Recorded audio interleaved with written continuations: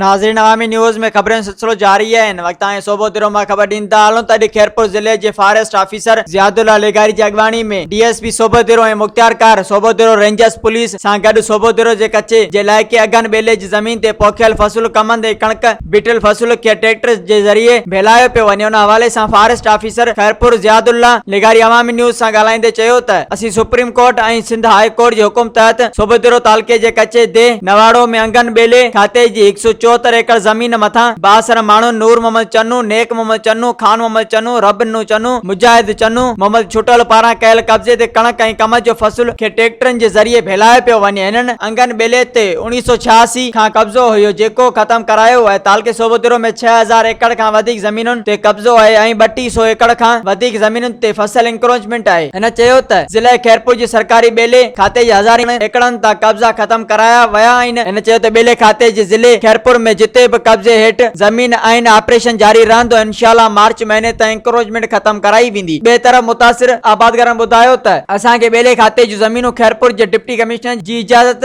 नामन तहत कानूनी तरह मिलियल है ऐं सुप्रीम कोर्ट बेंच कराची में असा जो केस हलंदड़ है। बेले खाते जे ऑफिसर गैर कानूनी कार्रवाई करे लखे रुपयन जो नुकसान पहुंचायो है। असा सा इंसाफ कयो वने। मजीद खबरों और तफसीलात के लिए विजिट करें हमारी वेबसाइट www.awamiNewsHD.com।